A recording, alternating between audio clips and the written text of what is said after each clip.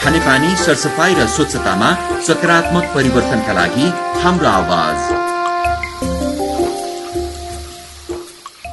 नमस्कार अनि स्वागत छ। सदाझै खानेपानी र सरसफाई सम्बन्धी कार्यक्रम हाम्रो आवाजमा उपस्थित छौं म कमल र म उर्मिला। खानेपानी, सरसफाई र स्वच्छतामा सकारात्मक परिवर्तनका लागि कार्यक्रम हाम्रो आवाजको अर्को श्रृंखलामा आज पनि विविध सामग्रीका साथ तपाईं समक्ष हामी उपस्थित भएका छौं। युनिसेफ नेपालको सहयोगमा खानेपानी तथा सरसफाई उपभोक्ता महासंघ नेपाल फेडरेशनका लागि मिडिया क्याफेद्वारा उत्पादित यो कार्यक्रम हरेक आइतबार साँझ यसै समयमा प्रस्तुत हुनेछ र तपाईंले यो कार्यक्रम मुलुकका विभिन्न 9 जिल्लाका 9वटा रेडियो स्टेशनबाट सुन्न सक्नुहुनेछ। साथै तपाईंले www.fedwasan.org मा गएर पनि यो कार्यक्रम सुन्न सक्नुहुनेछ।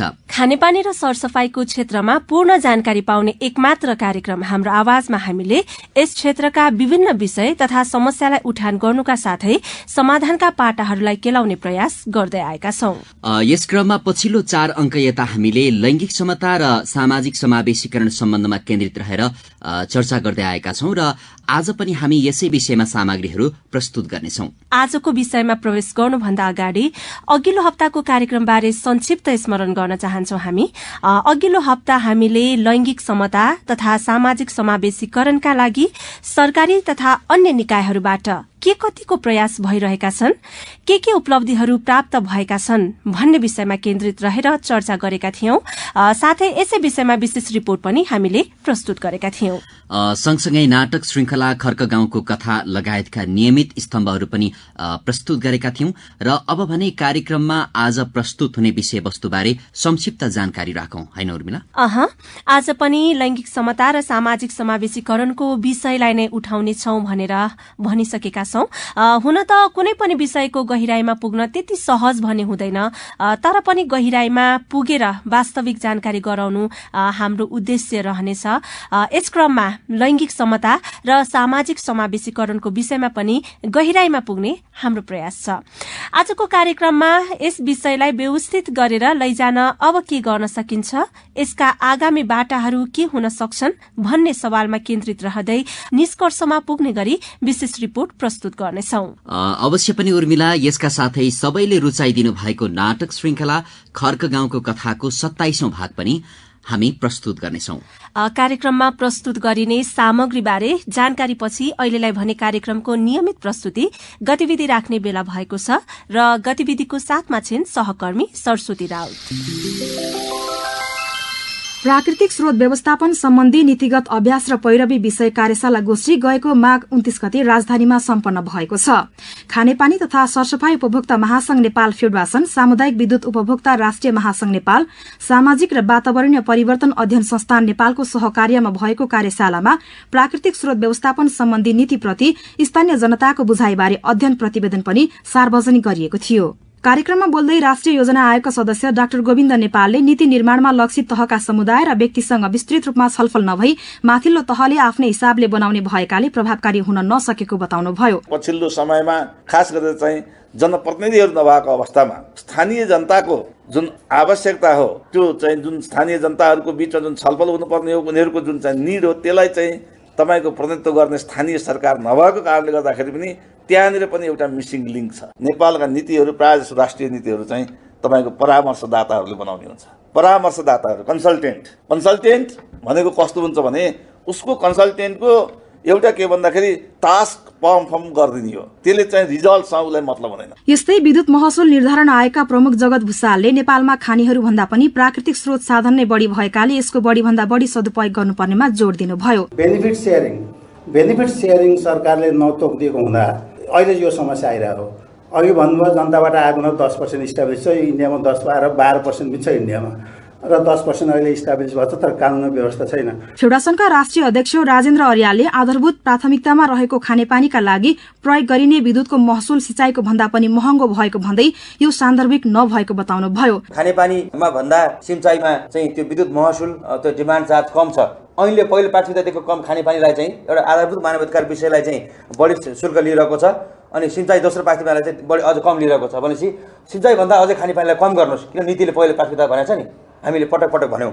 तर संयोगले यसपालिको बजेट वक्तव्य मार्फत खानेपानीमा प्रयोग गरिने डिमान्ड चार्ज चाहिँ छुट गरिनेछ भनेर अर्थमन्त्रीजीले रामशरण महतले चाहिँ गडगाड भाषण गर्नुभयो अनि पछि संसद छलफल भएर संसदले त्यसलाई ताली बजाएर गडगाडसँग चाहिँ पास पनि गर्यो तर आजका दिनसम्म कार्यान्वयन भएको छैन। कार्यक्रमका अन्य वक्ताहरूले नेपालका विकासका हरेक क्षेत्रमा ठेकेदारी प्रणालीबाट निर्माण हुने नीतिले नेपाली जनताको समस्या सम्बोधन नहुने भन्दै स्थानीय जनताकै सहभागितामा नीति निर्माण गरिनुपर्नेमा जोड़ दिएका थिए। प्राकृतिक स्रोत व्यवस्थापन सम्बन्धी विभिन्न नीतिहरू भए पनि स्थानीय जनतामा के कतिको जानकारी छ वा छैन र नीति निर्माणमा सहभागिता भए नभएको बारे पर्वत र कास्कीका 2वटा गाविसमा अध्ययन गरिएको थियो।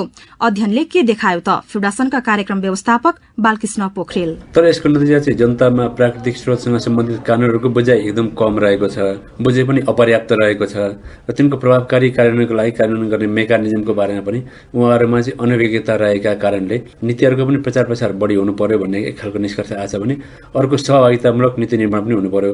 तल ग्रासरुट लेभलमा आएका मुद्दाहरूलाई नीतिसम्म ल्याउनु पर्यो, त्यहाँका समस्याहरू समाधान गर्नु पर्यो। होइन कि अब माथिबाट नीति बनाउनु तर थोपर्ने खालको भयो भने चाहिँ नीतिहरू पनि तलसम्म पुग्दैनन् र बुझ्दैनन् भन्ने कुरा चाहिँ आएको छ निष्कर्ष। फ्युडासनले युनिसेफको सहयोगमा खानेपानी तथा सरसफाई र स्वच्छता प्रवर्धनका लागि सहकार्य कार्यक्रम सञ्चालन भएका 8 जिल्लाको अर्धवार्षिक समीक्षा गरेको छ। गएको माघ 26 र 27 गते काठमाडौँमा सम्पन्न समीक्षात्मक कार्यक्रममा खानेपानी र सरसफाईको अवस्था, प्रगति र अब कसरी अगाडि बढ्ने भन्ने विषयमा छलफल भएको थियो। फ्युडासनका पदाधिकारी, जिल्ला स्थित कार्यक्रम अधिकृत, लेखा प्रशासनका कर्मचारी लगायतको कार्यक्रममा सहभागिता रहेको थियो।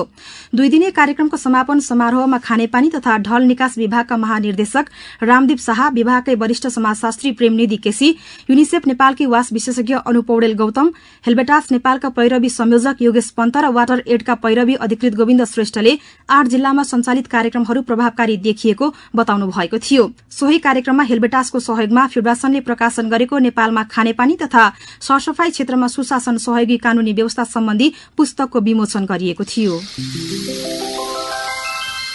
कार्यक्रममा तपाईंलाई फेरि पनि स्वागत छ। हामीले अघिल्ला केही अंकमा लैंगिक समता र सामाजिक समावेशीकरणको विषयलाई जोरदार रूपमा तपाईं माझमा राख्दै आएका छौं। पक्कै पनि यो विषयमा तपाईं पहिले जति सचेत हुनुहुन्थ्यो यो कार्यक्रम सुनेपछि त्यो भन्दा अलि बढी नै सचेत हुनु भएको होला भन्ने हाम्रो अपेक्षा हो। पक्कै पनि कमल, तिमीले भने जस्तै लैंगिक समता र सामाजिक समावेशीकरणमा अलिकति भए पनि सचेतना अभिवृद्धिमा यो कार्यक्रमले बल पुर्यायो होला भन्ने हाम्रो अपेक्षा छ। पछिल्लो समय नेपालका हरेक क्षेत्रका मानिसहरूमा शैक्षिक जागरण तथा सचेतनाको अवस्थामा पनि वृद्धि हुँदै गएको छ। उर्मिला, पहिलेको तुलनामा पछिल्लो समय नेपालका सबै क्षेत्रका जनतामा जनचेतना त बढेकै हो, तर पनि अझै सबै मानिस त्यो अवस्थामा आउन सकेका छैनन् हैन। धेरै जसो त अशिक्षित भएकै कारण पछाडि परेका छन्। त्यसैले सबै कुरा बुझ्ने बुझाउने भनेको शिक्षा नै रहेछ हैन। त्यसैले सबै कुरा बुझ्ने बुझाउने भनेको शिक्षा नै रहेछ हैन। शिक्षाको कमीका कारण कहीँ कतै अप्ठ्यारा त छन् नै। अवश्य पनि कमल, अब ती अप्ठ्याराहरूलाई चिर्दै खानेपानी र सरसफाईको क्षेत्रमा मात्रै नभएर शिक्षा, स्वास्थ्य, विकासका साथै अन्य सबै क्षेत्रमा रहेका समस्या समाधानका लागि जनस्तरबाटै जनचेतना अभिवृद्धि गर्न आवश्यक छ। र यसको लागि सबै क्षेत्रमा लैंगिक समता र सामाजिक समावेशीकरण हुनु पनि उत्तिकै आवश्यक छ। अनि मात्रै सबैले सबै क्षेत्रमा अवसर पाउने थिए, सबैको क्षमताको कदर पनि हुने थियो। एकदमै सही कुरा गर्यो कमल तिमीले। सबैलाई सबै क्षेत्रमा क्षमता अनुसार अवसर दिनै पर्छ, अनि मात्रै हरेक क्षेत्रको विकास र समृद्धिको कल्पना हामी गर्न सक्छौं। अब भने हाम्रो यो कुराकानीलाई रोक्दै यसै विषयमा केन्द्रित रहेर तयार पारिएको विशेष रिपोर्ट प्रस्तुत गर्न तर्फ लागौं र विशेष रिपोर्टको साथमा छिन् सहकर्मी सरस्वती राउत। सुरक्षित खानेपानी र आधारभूत सरसफाई सम्बन्धी अधिकार समग्र मानव समुदायका लागि साझा चासोको विषय हो। यसमा खास गरी महिला, बालबालिका, दलित, ज्येष्ठ नागरिक, अपाङ्गता भएका व्यक्ति र जोखिममा परेका व्यक्तिहरूको अधिकारको विषय निकै टटकार रूपमा खड्किँदै आएको छ। खानेपानी र सरसफाईमा यी वर्गको पहुँच र अधिकारका लागि नेपालमा थुप्रै नीतिगत र कानूनी व्यवस्था गरिएका छन्। त्यसमध्ये बालमैत्री स्थानीय शासनको व्यवस्था गर्न सरकारले बालमैत्री स्थानीय शासन कार्यक्रम ल्याएको छ। यो कार्यक्रम अन्तर्गत हाम्रा पूर्वाधारलाई बालमैत्री कसरी बनाउन सकिन्छ भनी योजना तर्जुमा र कार्यान्वयन गर्ने काम हुँदै आएको छ।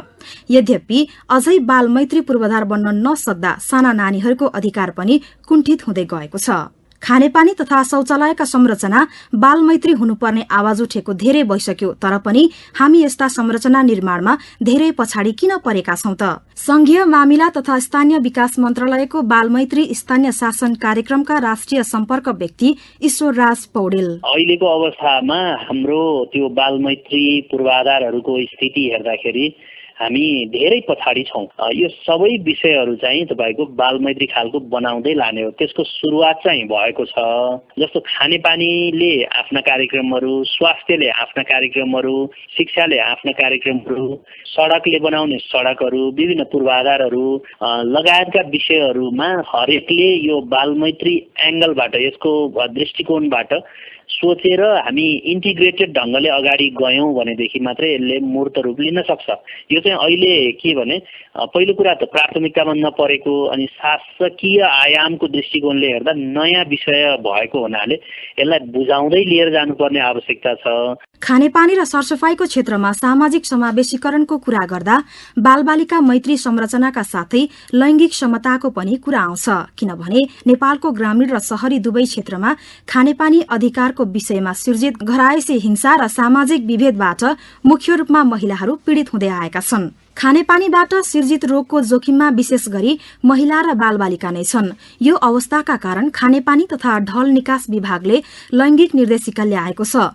यो निर्देशिका आउनु नै खानेपानी र सरसफाईमा लैंगिक समता कायम गर्ने सवालमा पहिलो प्रगति मान्न सकिन्छ। तर संरचनागत हिसाबले हाम्रा पूर्वाधार महिला मैत्री छैनन् भने खानेपानी र सरसफाईको क्षेत्रमा महिलाहरूको सहभागिता अपेक्षा अनुरूप नहुनु आफैमा एउटा चुनौती भएको ठान्नुहुन्छ नेपाल वास एलायन्सकी संयोजक कलावती पोखरेल। भर्खरै मात्रै लैंगिक निर्देशिका पनि हाम्रो खानेपानी विभागले तयार गरेको छ, जो चाहिँ एउटा राष्ट्रिय स्तरमै उपलब्धि हो। केही प्रगति त भएको छ, तर यो त पूर्ण छैन। यसलाई धेरै नै गर्नुपर्ने छ। जस्तै उनीहरूको चेतनालाई अगाडि ल्याएर उनीहरूको हक अधिकारलाई सुनिश्चित गर्नु बाँकी नै छ। खानेपानी र सरसफाई आधारभूत अधिकार भए पनि यसमाथि महिलाको पहुँच सरल र सहज बनाउन के गर्न सकिन्छ त? फेरि पनि नेपाल वास एलायन्सकी संयोजक पोखरेल, सकारात्मक वातावरण चाहिँ बनेको छ। सरकारको मात्रै दायित्व हो भनेर गयौँ भने यो काम हुन सक्दैन। त्यसैले जुन सङ्घ संस्थाहरू यसमा आबद्ध हुनुहुन्छ, जसले चाहिँ यसलाई चाहिँ सरोकार राख्नु भएको छ, उहाँहरू सबैजना जुटेर गरेको नमुना हामीसँग छ। जस्तै अहिले खुला दिशा मुक्त जुन एउटा राष्ट्रव्यापी रूपमा एउटा अभियानको रूपमा अगाडि गइरहेको छ, यसरी नै जानुपर्छ। तथ्याङ्क अनुसार 15% जनसंख्यामा खानेपानी, सरसफाई र स्वच्छताको सुविधा पुगेको छैन। यो तथ्याङ्कलाई सुधार गरी 100% नागरिकमा यसको सुविधा विस्तार गर्न हामीले हाम्रा नीतिगत र कानूनी व्यवस्थामा यी विषयलाई प्राथमिकतामा राख्दै कार्यक्रम र नीतिहरू कार्यान्वयन गर्दै लैजानुपर्ने पूर्व सभासद शान्ता चौधरी बताउनुहुन्छ। राज्यकै तर्फबाट नीतिगत तौरबाटै एउटा कुनै यस्तो उल्लेख भएर आओस् कि ताकि त्यस्तो स्थानहरूमा अथवा लैंगिक समानताको लागि चाहिँ एक खालको सहज वातावरण बन्न सक्छ। खानेपानी र सरसफाईमा बालबालिका, महिला तथा सामाजिक बहिष्करणमा परेका समुदायको अधिकार सम्बन्धी नेपालमा थुप्रै नीतिगत व्यवस्थाहरू विद्यमान छन्, तर यी व्यवस्थाहरूको कार्यान्वयन फितलो छ। यस्ता चुनौतीलाई पार गर्दै यस क्षेत्रमा कसरी लैंगिक समता र सामाजिक समावेशीकरण सुनिश्चितता गर्न सकिएला? खानेपानी तथा सरसफाई उपभोक्ता महासंघ नेपाल फेडरेशनका राष्ट्रिय अध्यक्ष राजेन्द्र अरियाल, एउटा अहिले शहरी विकास मन्त्रालयले पनि जेसीको सन्दर्भमा एउटा परियोजना चलाइरहेको छ। स्थानीय विकास मन्त्रालय अन्तर्गत पनि त्यस्ता गतिविधिहरू छन्। अरू दात्री निकायहरूले पनि चाहिँ नि यो छुट्टै विषय राखेर चाहिँ सञ्चालन गरिरहेका छन्। तर अहिले हामीले देखिरहेको भनेको चाहिँ नि विभिन्न संस्थाहरूले परियोजना चलाइरहेका छन्, मन्त्रालयले परियोजना चलाइरहेका छन्, तर उनीहरूको बिचमा एकरूपता छैन, समन्वय छैन। अनि उनीहरूको चाहिँ प्रोजेक्ट डकुमेन्टहरूमा पनि एकरूपता छैन। त्यसले गर्दा अब आगामी दिनमा हामीले देखेको भनेको चाहिँ अब यो अन्तर मन्त्रालय पनि समन्वय हुन जरुरी रह्यो। त्यो सँगसँगै विभिन्न दात्री निकायहरू, संस्थाहरूले पनि चाहिँ हामीले यसरी गरिरहेका छौँ र अब समन्वय गरेर एकरूपता जानुपर्छ भनेर एउटा समन्वयात्मक भावनाको माध्यमबाट चाहिँ जानुपर्ने जेसीको चाहिँ एउटा गाइडलाइन पनि बनेको छ हैन। त्यसलाई त्यति धेरै जहाँसम्म पुग्नुपर्छ त्यो प्रचार भएर त्यो पुगिरहेको अवस्था छैन। त्यसले गर्दा हामीले त्यसलाई एउटा चाहिँ अभियानको रूपमा चाहिँ त्यो सँगसँगै प्रचार पनि गर्नुपर्ने र त्यसलाई प्रचार सँगसँगै कार्यान्वयन पनि ल्याउनु पर्ने भनेर हामी मन्त्रालयलाई पनि हामी दबाब दिइरहेका छौँ, अनुरोध गरिरहेका छौँ। हाम्रा विद्यमान कानूनी तथा नीतिगत व्यवस्थाले लैंगिक समता र सामाजिक समावेशीकरणको मुद्दालाई समेट्दै आएको छ। यद्यपि यी व्यवस्थामा उल्लेख भए बमोजिम छुट्टा छुट्टै निकायबाट सम्बोधन हुनुपर्ने मुद्दा हरेकले सम्बोधन नगरेकै कारण अवस्था जटिल बनेको हो। त्यसैले खानेपानी र सरसफाईमा बालबालिका, महिला तथा सामाजिक बहिष्करणमा परेकाहरूको अधिकार सुनिश्चित गर्ने हो भने राज्यले अन्य विषयका अतिरिक्त यसलाई पहिलो प्राथमिकतामा पार्नुपर्छ। सँगसँगै यसका लागि छुट्टै निकाय गठन गरी हाम्रा नीति र कानूनको कार्यान्वयनमा विशेष महत्व दिनु जरुरी छ। कार्यक्रममा हामीले उठान गरेको लैंगिक समता र सामाजिक समावेशीकरणको विषयलाई आजको रिपोर्टले भने निष्कर्षमा पुर्याए जस्तो मलाई लागेको छ। आजको अंकसहित हामीले यो विषयमा 4वटा अंकमा चर्चा गर्यौं हैन। यसका विभिन्न पाटाहरूलाई केलाउँदै गहिराईमा पुग्ने प्रयास पनि गरेका छौं। पक्कै पनि हाम्रो प्रयास के कति सफल रह्यो त्यो भने तपाईले मूल्याङ्कन गर्ने हो। यसका लागि तपाईले हामीलाई प्रतिक्रिया लेख्न पनि सक्नुहुनेछ। प्रतिक्रिया पठाउने ठेगाना भने कार्यक्रमको अन्त्यमा सुन्नुहोला। हामी कार्यक्रमको अन्त्यमा हाम्रो ठेगाना दिने नै छौं। र उर्मिला, हामीले विशेष रिपोर्ट त राखिसक्यौं। यस क्रममा लैंगिक समता र सामाजिक समावेशीकरणको विषयमा केन्द्रित रहेर हामीले डोटी स्थित रेडियो शैलेश्वरीका सहकर्मी शिव ओलीको सहयोगमा स्थलगत रूपमा एउटा रेडियो सामग्री पनि तयार गरेका छौं। अबको क्रममा उक्त सामग्री तपाई समक्ष राख्न चाहन्छौं। सुदूरपश्चिमी जिल्ला डोटी पछिल्लो समय विकासका पूर्वाधारसँगै सामाजिक परिवर्तन र विकासको बाटोमा पनि अग्रसर बन्दै गइरहेको छ। डोटी जिल्लामा महिला, दलित, जनजाति, सीमान्तकृत, अपाङ्गका साथै पिछडिएका वर्ग तथा समुदायको क्षमता विकास र अधिकारका लागि विभिन्न सरकारी तथा गैर सरकारी संघ संस्थाले काम गर्दै आइरहेका छन्। यस क्रममा धेरै संघ संस्थाले ठूलै लगानी पनि गरिरहेका छन्। तर पनि आशातीत नतिजा भने हात पर्न सकिरहेको छैन। कारण लक्षित वर्गका मानिसहरू आफै सचेत नहुनु पनि एक हो। साथै त्यस्ता लक्षित वर्गभित्रका केही टाठाबाठा व्यक्तिहरूले आफ्नो समुदायको नाम भजाएर आफू मात्रै रजाई गर्ने परिपाटीका कारण पनि लैंगिक समता र सामाजिक समावेशीकरणको विषयले व्यावहारिकता प्राप्त गर्न नसकिरहेको यस क्षेत्रमा काम गर्दै आएका व्यक्तिहरू नै बताउँछन्। यस्तै अनुभव छ दलित समुदायको क्षमता विकास तथा अधिकारका लागि विगत 15 वर्षदेखि काम गर्दै आइरहेको समविकास केन्द्र नेपाल ईडीसीका अधिराज विशीको। अहिलेको परिस्थितिले गर्दाखेरि बजेट त निकै घटेर आएको छ। 10.5 लाखदेखि अब तपाईको 11 यस्तै देखिन्छ गाविसको बजेट। तर पनि जुन कार्यविधिले तोकेको छ त्यो पैसालाई चाहिँ अन्यत्र खर्च गरिएको छ। अब त्यहाँ दलितहरू पनि सहमति छन्, त्यहाँ महिला पनि सहमति देखे। किनभने हो गाविसको एउटा ठोस काम गर्नका लागि सबै सहमति हुने कुरा त रह्यो। तर जुन यहाँले लक्षित समुदायको चाहिँ पैसा सही ठाउँमा गएको छ कि छैन भन्ने कुरा हो। त्यो अझै सही ठाउँमा जान सकेको छैन। दलितलाई दियो भने पनि दलितका पनि कस्तो भइदियो भन्दाखेरि तपाईँको चाहिँ गाविसका के टाठाबाट युवाहरूले दलितको पैसा भन्यो, गाविसबाट चट्ट पैसा लगेको र त्यो अन्य सर्वसाधारण दलितहरूलाई चाहिँ जानकारी बिना नै चाहिँ त्यो खर्च गरेको स्थिति पनि देखेको छु मैले। त्यसको अन्त्य गर्नका लागि स्वयं सर्वसाधारण दलितहरू उहाँहरूले चाहिँ अग्रसर भएर आउनुपर्छ। ती महिलाहरूले अग्रसर भएर आउनुपर्छ। 1-2 जना महिला, दलित तथा आदिवासी जनजातिका व्यक्तिलाई समेट्दैमा लैंगिक समता र सामाजिक समावेशीकरण नहुने तर्क गर्दै त्यस्ता पिछडिएका तथा सीमान्तकृत समुदायको नीति निर्माण तथा निर्णायक तहसम्म पहुँच हुनुपर्ने उहाँ बताउनुहुन्छ। समावेशीकरण भनेको त जो एउटा राज्य, एउटा समुदाय होइन, एउटा चाहिँ स्रोत साधन र अवसरबाट, राज्यका निकायबाट चाहिँ मूल प्रभावीकरणबाट चाहिँ वञ्चित गरेका छन्, पाखा लगाएका छन्, ती समुदायहरूलाई निर्णायक ठाउँमा ल्याएर जहाँ चाहिँ नीति निर्माण गर्ने तह होस् अर्थात् कार्यान्वयन गर्ने तह होस्, जहाँ स्रोत साधनको बाँडफाँड हुने कुरा होस्, त्यो तहमा उहाँहरूलाई चाहिँ पुर्याउने हो। उहाँको सहभागिता गराउने, उहाँको सहभागिता एउटा प्रतिनिधिको कुरा मात्र होइन, अर्थपूर्ण सहभागिता गर्ने, उहाँलाई चाहिँ निर्णय गर्ने तहमा चाहिँ पुर्याउने कुरा नै समावेशीकरण हो। त्यसैले अहिले त्यो तह भइसकेको स्थिति मैले देखेको छैन। डोटी जिल्लामा स्वास्थ्यको क्षेत्रमा काम गर्दै आइरहेको अर्को संस्था समानुपातिक विकास केन्द्र सीड नेपालले पनि महिला, दलित, जनजाति तथा गरिबीको रेखामुनि रहेका समुदायलाई निर्णायक तहको पहुँचमा कसरी ल्याउन सकिन्छ भनेर काम गरिरहेको छ। उक्त संस्थाले एचआईभी संक्रमणबाट ग्रसित व्यक्तिहरूको क्षमता विकास र सचेतनामा पनि काम गर्दै आएको छ। यस क्रममा समाजबाट हेला सहँदै आएका एचआईभी संक्रमितहरूप्रति समाज खुल्दै गएको तथा सामाजिक समावेशीकरणको भावनामा विकास हुँदै गएको समानुपातिक विकास केन्द्र सीड नेपालका अध्यक्ष शेरबहादुर मल्लको अनुभव छ। हिजो मान्छे खुल्न सकेका थिएनन्, अहिले मान्छे खुल्दैछन् बिस्तारै। अहिले उनीहरूका लागि अब विभिन्न किसिमका वातावरणहरू तयार भएका छन्। भ्याएकहरूले गाउँ विकासबाट पैसाहरू रकम हस्तान्तरण गर्ने होइन त्यो योजनाहरू प्राप्त गर्ने कुरादेखि लिएर अनि समुदायमा उनीहरूलाई हिजो त्यो बिहे प्रतिबन्धहरूमा पनि बोलाउँदा त्यो अपवित्रता जस्तो ठानिन्थ्यो। अहिले चाहिँ अब सबै ठाउँमा उनीहरूको सहभागिता बढ्दै गएको अवस्था छ र समाजमा एकदमै समायोजन हुन सक्ने अवस्था चाहिँ निर्माण हुँदैछ। तर पनि छिटपुट कहीँ फेरि पनि त्यो खालको अवेरनेस नपुगेको ठाउँमा अझ पनि त्यो किसिमको समस्या चाहिँ छ। स्थानीय निकायहरूले स्वायत्त संस्थाको रूपमा 2055-56 देखि नै कार्य गर्दै आएको हुँदा यस सम्बन्धमा बनाइएका नीति तथा कानूनलाई सही रूपमा कार्यान्वयन गर्न सक्ने हो भने लैंगिक समता र सामाजिक समावेशीकरण धेरै टाढाको विषय नभएको उहाँ बताउनुहुन्छ। खास गरी स्थानीय निकायहरू स्वायत्त संस्थाको रूपमा हामीले 2055-56 देखि त्यसलाई अवलम्बन गर्दै आयौँ र राज्यले त्यो किसिमको विकेन्द्रीकरणको सिद्धान्त अनुसार त्यसलाई स्वायत्त संस्थाको रूपमा स्वायत्तता प्रदान गरिसकेपछि त्यो नहुँदा अब जनताहरूले हाम्रो यो हो कि होइन होइन हाम्रा लागि हो कि होइन भन्ने खालको भावना पनि सही तरिकाले विकास गर्न सकिरहेको अवस्था छैन, बिस्तारै हुँदैछ। विकट जिल्ला डोटीमा मात्रै नभई लैंगिक समता र सामाजिक समावेशीकरणको कुरा गर्नुपर्दा सुगम भनिएका जिल्लाहरूमा पनि यसको प्रभावकारी कार्यान्वयन भएको पाइँदैन। यद्यपि सबै क्षेत्रले राज्यले निर्माण गरेको नीति तथा कानूनलाई सही रूपमा कार्यान्वयन गर्न अत्यन्तै आवश्यक छ। यो रेडियो सामग्रीबाट पनि हामीले लैंगिक समता र सामाजिक समावेशीकरणलाई ग्रहण गर्ने क्रममा स्थानीय समुदायमा के कस्ता झमेलाहरूलाई चिर्नु आवश्यक रहेछ भन्ने कुराको स्पष्ट भएको छ। यो डोटीको प्रसंग सबै क्षेत्रमा लागू नहोला, तर हामीले बुझ्नुपर्ने कुरा भनेको सबैको अधिकार सुनिश्चित गर्ने कार्यलाई कसैले अंकुश लगाउन खोज्दैमा रोकिने कुरा हुँदैन। विभिन्न व्यवधानहरूलाई चिर्दै अघि बढ्न अत्यन्तै आवश्यक छ। उर्मिला, अब तिम्रो कुरामा मेरो पनि सहमति जनाउँदै अब भने कार्यक्रममा सांगीतिक रमाइलो गर्ने बेला भएको छ।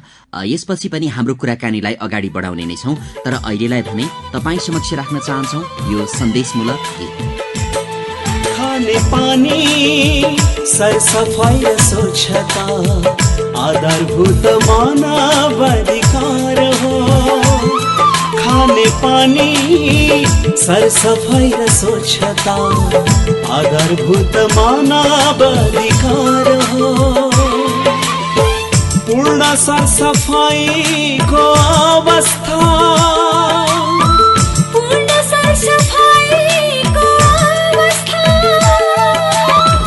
हामी सबैको सरकार हो। सांगीतिक प्रस्तुतिपछि कार्यक्रममा नियमित प्रस्तुति खर्क गाउँको कथाको 27औं भाग प्रस्तुत गर्ने बेला भएको छ। गएको हप्ताको नाटकको भागमा हामीले खर्क गाउँमा नयाँ परिवर्तन हुने झल्को पाएका थियौं। खर्क गाउँ खानेपानी तथा सरसफाई उपभोक्ता समितिको नयाँ अध्यक्षमा सुन्दर सर्वसम्मतले चयन भएका छन् र अब उनको नेतृत्वमा खर्क गाउँको खानेपानी र सरसफाई अभियानले कस्तो मोड लिने हो यो सबैको चासोको विषय बनेको छ। खर्क गाउँले अब नयाँ अनुहार पाएको छ।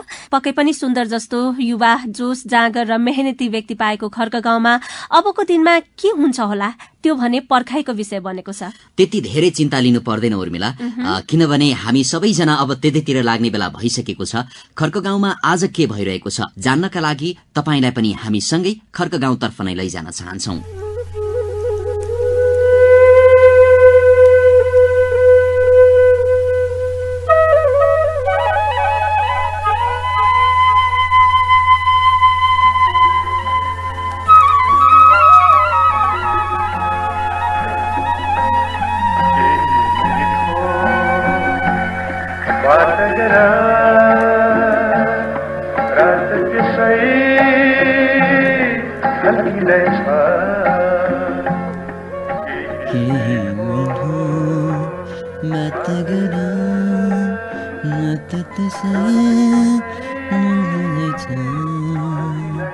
के हो हजुर त राति एक्लै कोठामा निकै रोमान्टिक बन्नु भएको छ नि त। ओहो, तिमी आइपुग्यौ, काम धन्दा सक्यो नि। ए ल आऊ यहाँ बस, म तिमीलाई नै कुरेर बसेको। के गर्नु, तिमी नभए पनि यो कोठाभित्र छिरेपछि तिम्रै यादमा पनि रोमान्टिक हुन पुग्छु। भो बढी फुर्क्याउनु पर्दैन, हजुरको छिल्लिने बानी कहिले नजाने भो। तिमी नै भन न त, के गरौँ म? छोड्नुस्, हजुरलाई बधाई छ है, उपभोक्ता समितिको अध्यक्ष हुनुभयो। तिमीले पनि अरूले जस्तै बधाई दिएर जिस्क्याए कि? हेर, अध्यक्ष त भइयो, अब जिम्मेवारी पो कसरी सम्हाल्ने खोइ। यसमा खास अनुभव पनि भएन, तर हेर्दै जाउँ, केही राम्रै गरेर देखाउनु पर्छ। एउटा सल्लाह भनौ। भन न, के हो? बोल्नलाई नि सोध्नु पर्छ र? पहिले ठुला बडाको सल्लाह लिएर पो अघि बढ्ने हो कि? त्यसको लागि मेरो बा र सुब्बा बा हुनुहुन्छ। अप्ठ्यारा परेका बेला उहाँहरूलाई सम्झे भइहाल्यो नि, किन चिन्ता लिनुहुन्छ? तिमीले पनि ठिकै भन्यौ। उहाँहरूकै निर्देशन र सल्लाहबाट नै अहिले यहाँ पुगियो। जे होस्, अहिलेसम्मको कामबाट म आफै पनि सन्तुष्ट छु र सायद अरू पनि होलान्। अनि अब तपाईँले उपभोक्ता समितिलाई कसरी अगाडि बढाउनुहुन्छ? तपाईँको योजना पनि सुनाउ न। उपभोक्ता समिति बनाउनुको उद्देश्य नै खानेपानी र सरसफाइका उपभोक्ताको हकित र सुविधाको व्यवस्थापन गर्नु हो। त्यसकै लागि काम गर्ने हो नि। त्यसका लागि मैले दीर्घकालीन योजना बनाएको छु नि, बुझ्यौ? दीर्घकालीन योजना? हो। सबैभन्दा पहिले मैले यो गाउँमा सबैलाई समान रूपमा स्वच्छ पिउने पानी पुर्याउनु छ। त्यसका लागि एक घर एक चर्पी भने जस्तै एक घर एक धारा बनाउने विचार छ। तर मलाई भिवासिसी र यहाँकै राजनीतिक दलको पनि सहयोग चाहिन्छ। र महत्त्वपूर्ण कुरा भनेको हाम्रो समितिका साथीहरूको बराबर क्रियाशीलता र सहयोग जरुरी छ। नयाँ कार्य समिति समावेशी बनाए पनि अरू उपभोक्ता समिति जस्तो एकजना व्यक्तिमा संस्था केन्द्रित गर्ने पक्षमा म छैन। सबैलाई कामको बाँडफाँड गरी एउटा नमुना उपभोक्ता समिति बनाउने लक्ष्य छ। हेर्दै जाउँ कहाँसम्म सफल भइन्छ। ओहो, कति राम्रो विचार।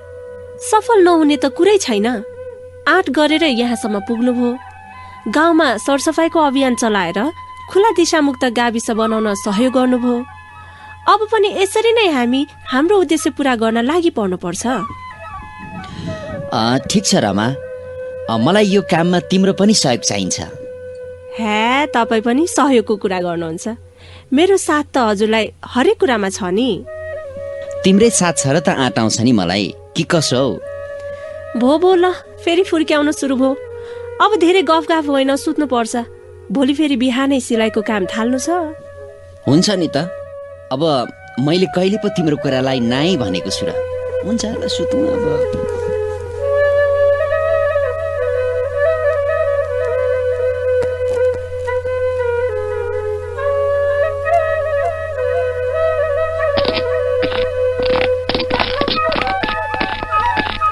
तेरो खबर ठिकै छ। तेरो के छ? ठिकै छ नि, थुप्रो भेट्न भएको नि है। त्यही त। के गर्दै थिएस? के गर्नु र, घरको कामले फुर्सदै हुन्न। मलाई त अचेल यो गाउँ देखेरै दिक्क लाग्या छ। होइन, यो गाउँ त रमा र सुन्दरको मात्रै पेवा हो कि क्या हो? जे गरे नि हुने। गाउँका कोही चुक्कसम्म बोल्ने होइनन्। होइन, के भन्छस् त? के भयो र? के भएन भन्न। गाउँका छोरी चेली नै बिग्रने गरी लप गर्दै हिँड्ने नि उनीहरू। अति भएपछि बिहे गरे, जोई पोई पाए, त्यतिसम्म त ठिकै छ ल। अब हुँदा हुँदा खानेपानी उपभोक्ता समिति नि उही सुन्दरकै पोल्टामा उसैलाई अध्यक्ष हुनुपर्ने। नेताले देश लुट्या जसरी सिङ्गो गाउँमै पो रगरगी र चकचकी भयो उनीहरूको। लु खतम, यिनीहरूको नि बुद्धि बिग्रेछ। ओहो, सुब्बा बाबु। हौ के को सुब्बा बानी? हौ पहिले त्यो नचाहिँदो कुरो गर्ने मुख खुल्ला गरेर आइहाल त। अनि मात्रै त्यो मुखले सुब्बा बा भन्ने। मान्छेको बुद्धिमा किरा परेपछि नाना थरी कुरा गर्छन् भन्थे हो रहेछ। किन र सुब्बा बा, हामीले के गल्ती बोल्यौ र? भकै कुरा त गर्या हो नि। हो त्यही रमा र सुन्दरले गरेर आज खर्क गाउँ खुला दिशामुक्त गाविस हुन सफल भएको छ। अनि तिमी हामी सबैको त्यसकै कारणले चाहिँ मान इज्जत र प्रतिष्ठा पनि बढेको छ। हौ उनीहरूले गरेरै आज त्यति राम्रो खानेपानी उपभोक्ता समिति बन्न सकिया छ। सुन्दरका अध्यक्षतामा समतामूलक र समावेशी उपभोक्ता समिति नै बन्या छ। सबै जात जाति वर्ग लिङ्ग पिछडिएका दलित अपाङ्गता भएका व्यक्तिहरू सबैलाई मिलाएर समिति बन्या छ। यो संसारकै उदाहरणीय काम पो हो। बुझ्या छैनौ तिमीहरूले कि? के बुझ्थ्यौ र हौ तिमीहरूले? बुद्धि नै बिग्रिसकेछ। अनि हामीले गलत सोचेछौँ, गलत बुझेछौँ। हामीलाई माफ गरिदिनुहोस् सुब्बा बा। हो सुब्बा बा, हामीलाई माफ गरिदिनुहोस्। हो लो चाहिने जो अब के भनेदेखि मैले माफ तिमीहरूलाई दिने होइन। उनीहरूको सम्मान गर र तिमीहरू पनि उनीहरू जस्तै राम्रो काम गर्न थाल न। त्यही हो नि हो माफी। लु म लाग्यो, अब यस्तो कुरा नगर है। यो कामले पनि के सुन्नु पर्दो रहेछ हौ। हुन्छ सुब्बा बा, नमस्कार। लो लो हौ सेवार हो, सेवार हो।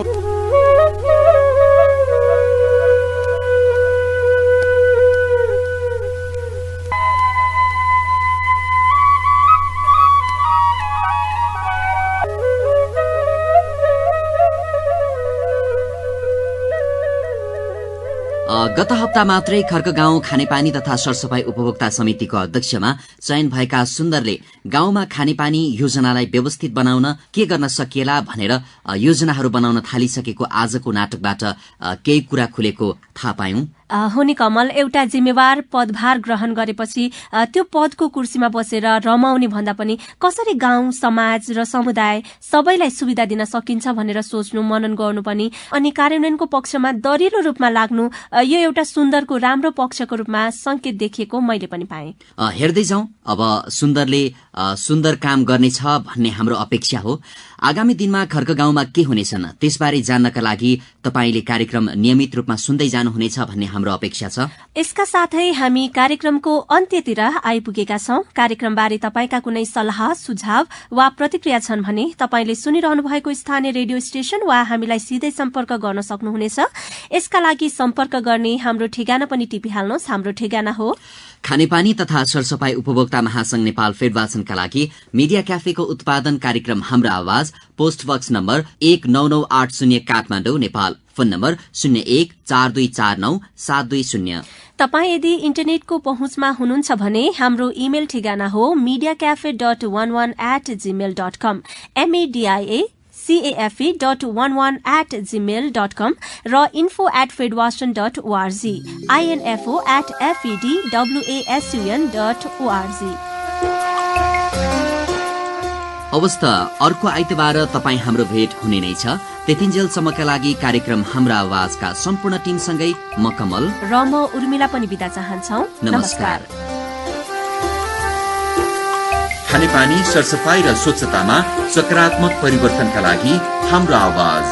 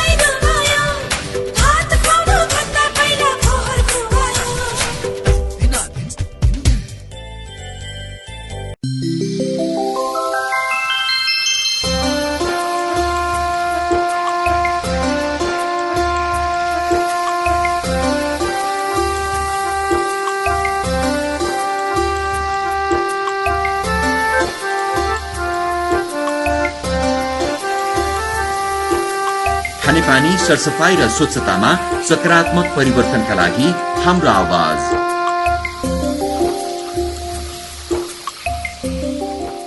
नमस्कार अनि स्वागत छ सदाझै खानेपानी र सरसफाई सम्बन्धी कार्यक्रम हाम्रो आवाजमा। उपस्थित छौं म कमल र म उर्मिला। खानेपानी, सरसफाई र स्वच्छतामा सकारात्मक परिवर्तनका लागि कार्यक्रम हाम्रो आवाजको अर्को श्रृंखलामा आज पनि विविध सामग्रीका साथ तपाईं समक्ष हामी उपस्थित भएका छौं। युनिसेफ नेपालको सहयोगमा खानेपानी तथा सरसफाई उपभोक्ता महासंघ नेपाल फेडरेशनका लागि मिडिया क्याफेद्वारा उत्पादित यो कार्यक्रम हरेक आइतबार साँझ यसै समयमा प्रस्तुत हुनेछ र तपाईले यो कार्यक्रम मुलुकका विभिन्न 9 जिल्लाका 9वटा रेडियो स्टेशनबाट सुन्न सक्नुहुनेछ। साथै तपाईले www.fedwasan.org मा गएर पनि यो कार्यक्रम सुन्न सक्नुहुनेछ।